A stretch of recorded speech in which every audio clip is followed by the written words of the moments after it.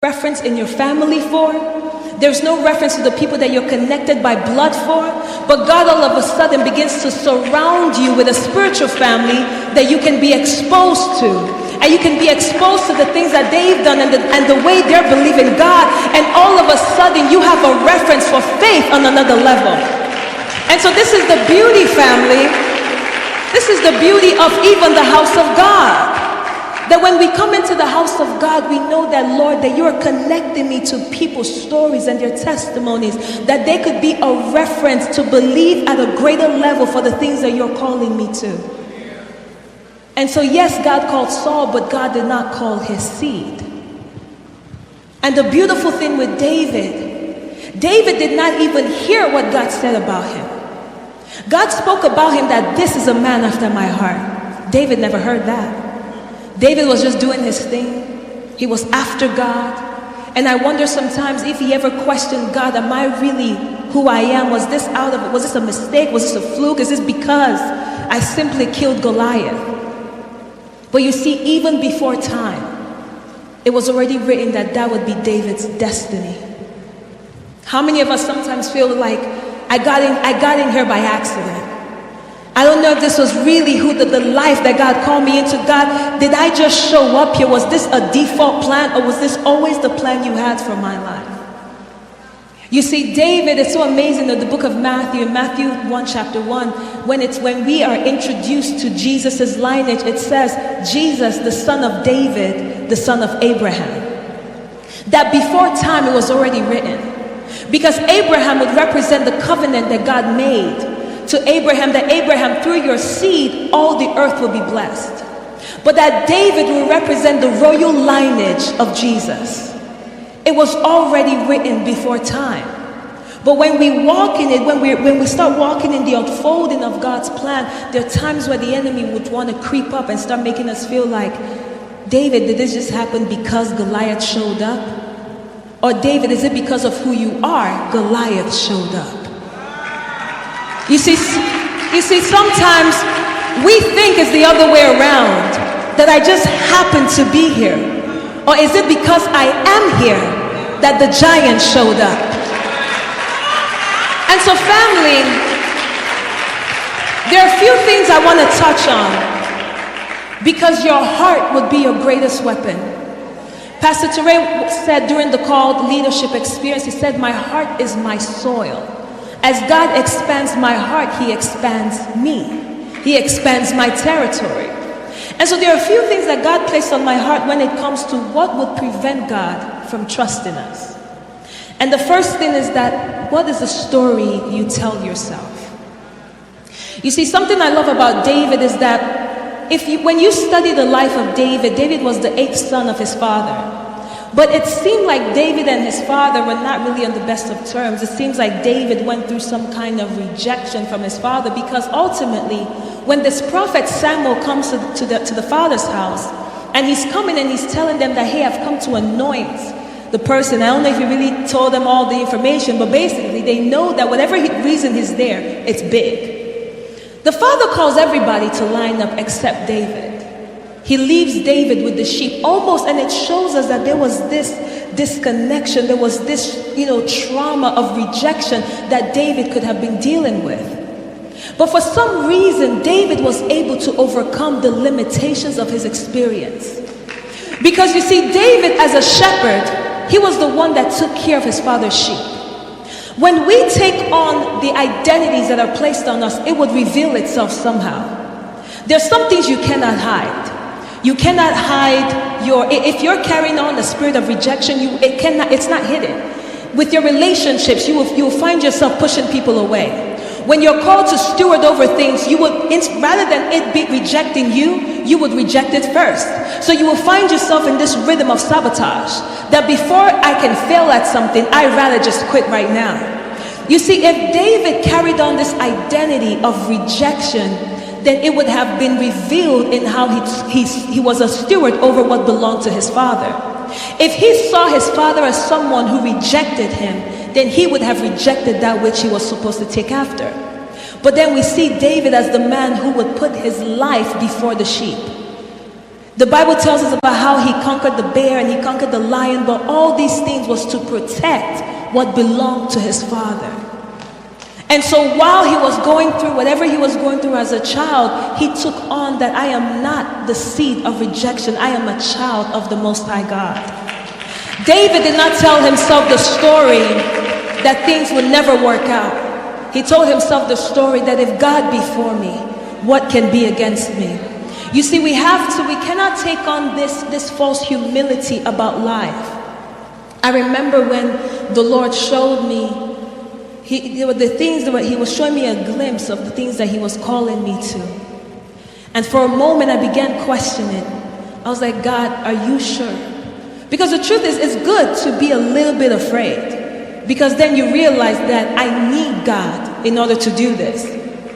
But it's a different thing if that fear cripples you. But when the Lord showed me this, I was like, God, I don't know. This is different. And the Lord reminded me of something. When I was 16 years old, my mom, till this day, she keeps this in her heart. When I was 16 years old at the airport and I was coming out here for college, and I told my mom, I said, Mom, the devil doesn't want me to come to America because he knows that I will overcome him in America. And my mom didn't know where that came from, and I didn't know either. Because at 16, I wasn't really on, team fight the devils. I was trying to live my best life and love the Lord. But that came from my spirit, even though it had not caught up fully in my mind. And what the Lord began to show me is that there is always a seed of who you are in your spirit that is trying to come out.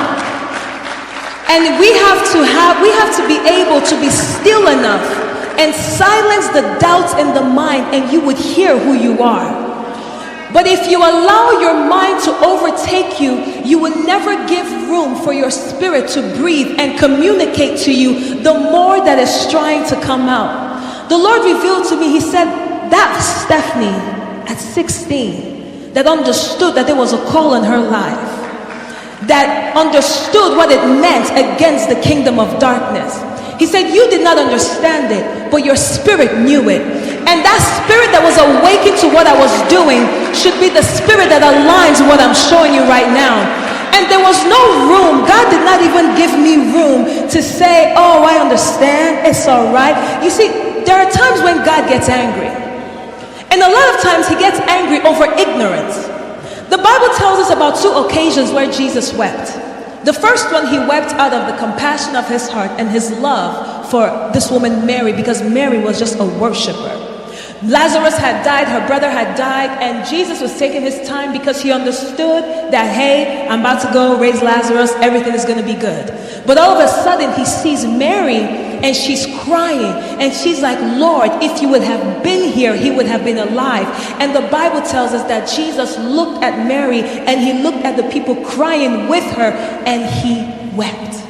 So Jesus wept once, he wept for compassion, love. The second time, the Bible tells us that he was going into Jerusalem, and it was because of the ignorance of the people. He was so sad that it brought him to tears, because he wondered that if you would have known what would have brought you peace, but now you are blind to it. You see, God does not take ignorance lightly.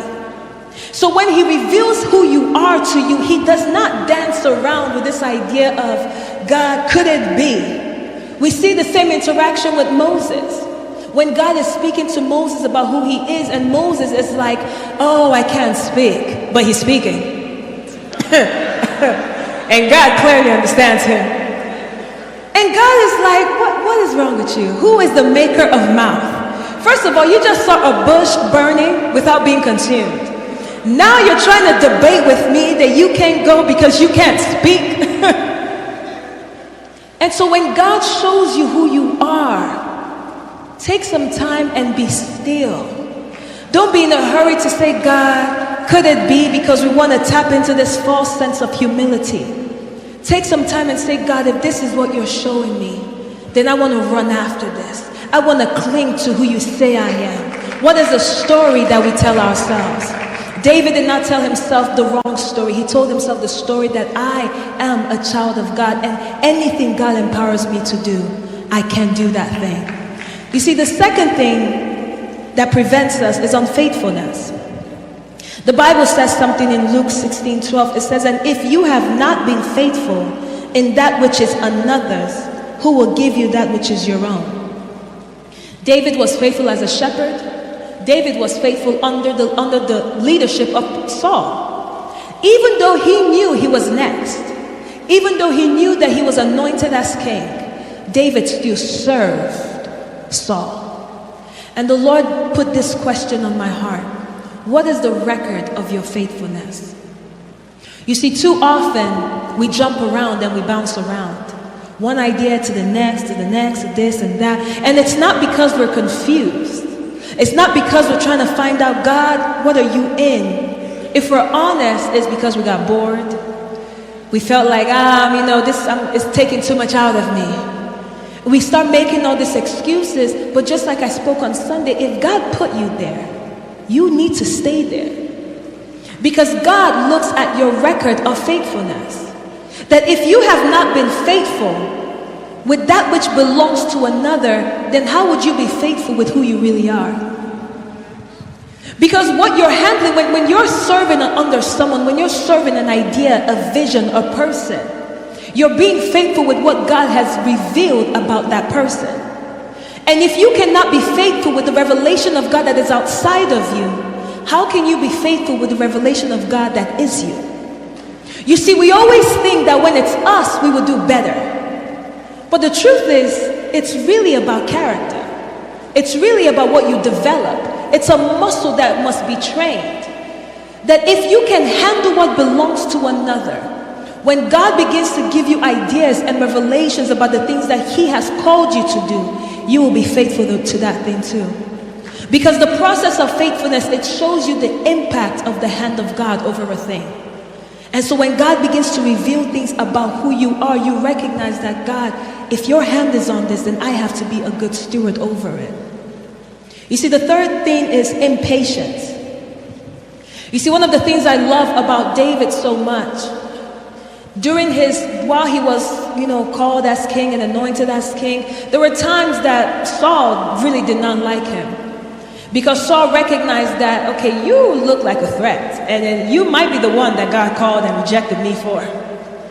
So there were many times that Saul tried to kill him. And so David was on the run. But David had several opportunities to kill Saul. And he would have had every reason to do it. You're after my life. I'm actually the one to be king anyway. And these were men of war. These were men that God had raised in war. So David killing Saul, I don't think God would have really frowned upon it. I'm just thinking. He would have been like, David, this is just like when you killed Goliath. This is a giant in front of you. But David had several opportunities, and David never laid a finger on him. Because David realized, he said, no, this is still a man anointed by God. God, I don't need to help you to get me where I need to be. You see, patience in our lives reveals that we trust God. Impatience is when we are trusting what we feel like we should do. And a lot of times, impatience is rooted in our own selfishness. God, it needs to happen now because self. My time feels like it's running out. I've been on this for too long. It's taken. I'm tired. But David said, God, I'm not going to help you get me to where you said I will be. I'm not going to cheat the process. I'm going to trust you. I'm going to wait on you. You see, our ability to wait before God shows God that one I can trust. You see, the last thing is fear. And I'm sure there might be other things that God begins to reveal to you. But just the things that He dropped in my spirit, fear. You see, what cost Saul his position ultimately was fear. The wrong type of fear. He started to be afraid of the people and their opinions and what they would say about him and what would happen if he does this way and he does that way. But David was a man who had a fear for God and not man. David was not looking at the popular opinion of people if it did not serve the will of God. And so sometimes having the wrong fear can hinder you. You see, I'm even reminded, talking about Lazarus and Mary and all of this, there was a time that Mary, she takes this expensive jar of perfume. The Bible tells us that it was almost worth 1 year of wages. That's a lot of money. Mary takes this and breaks it at the feet of Jesus to anoint him. The disciples look at Mary and they're like, why this waste? Mary, what is this? And then Judas, the one who betrays Jesus, is like, you could have sold it and given it to the poor. and the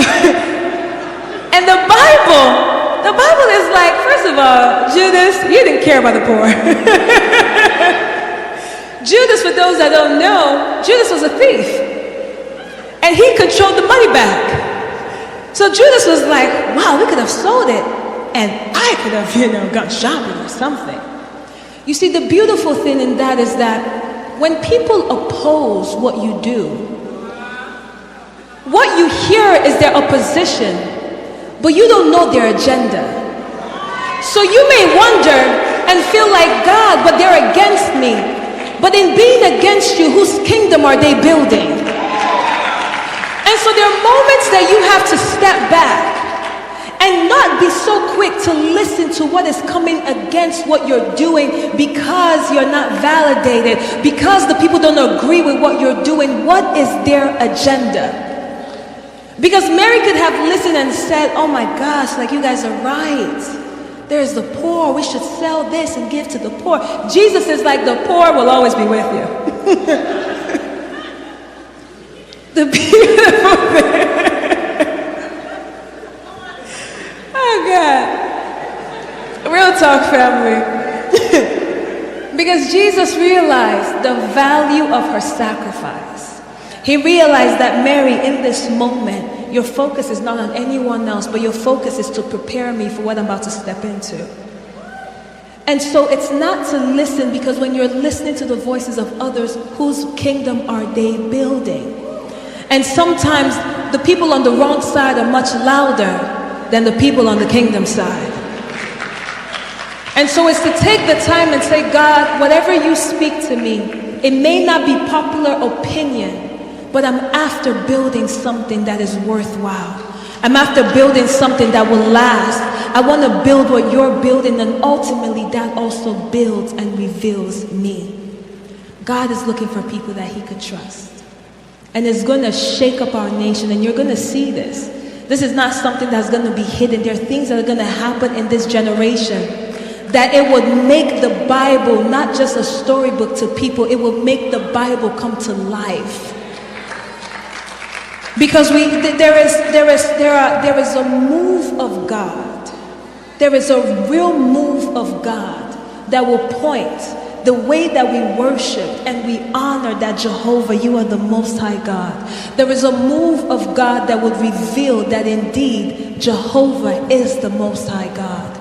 And he's going to do it through in ways that it's almost unimaginable. When I loved it when they were singing, and they were saying exceedingly, abundantly, above all we can ask or think. When God goes beyond your imagination to reveal his power on the earth. But all he's looking for, can I trust you with it? Can I trust you to carry authority and influence and not be consumed by it, but to serve my purpose with it? Because that's all it's about.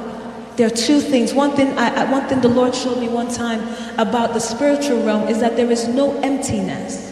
Everything is occupied by something. There is no void. And what I love about that is that it shows us that there is nothing you do is random. It's serving one or the other. Nothing you do is just this random thing that you wake up and decide to do. It either is empowered by the Spirit of God or it's empowered by a demonic spirit. There is really no in between, because you see, family, we are spiritual beings. And so when we're looking at the decisions in our lives, decisions that carry weight,